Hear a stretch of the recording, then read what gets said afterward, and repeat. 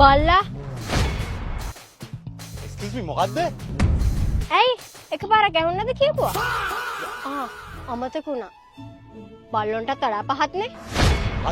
මොකද නංගිවා කියන්නේ? ඔයාගේ මේ ඇගේ හැප්පුණින්ද ඔයාමට බල්ල ගන්නේ? මේ දැනගනින් මිනිස්සෙට හරියට කතා කරන්නේ නැහැ. මේ හමුන් වෙනත් මට තව සද්දක් දාන්න.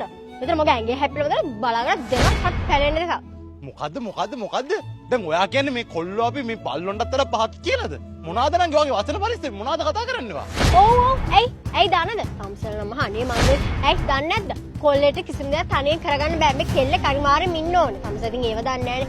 හරියට තමස කෙල්ලෙක්වත් සෙට් කරගන්න. එතකොට තමස පුළුවන් පාර කෙලින් හරි යන්න. මේ ඔයා දැනගන්න කාටද කතා කරන්න කියලා හරිද?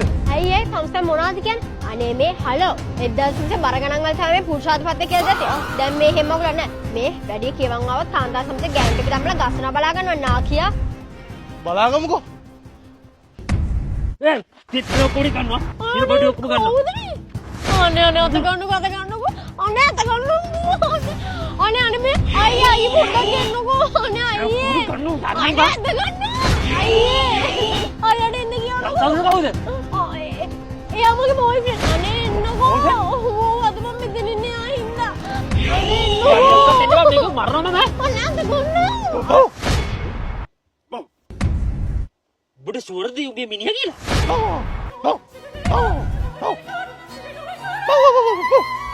Ultimamente le va a ti de una chitan en de cala ne va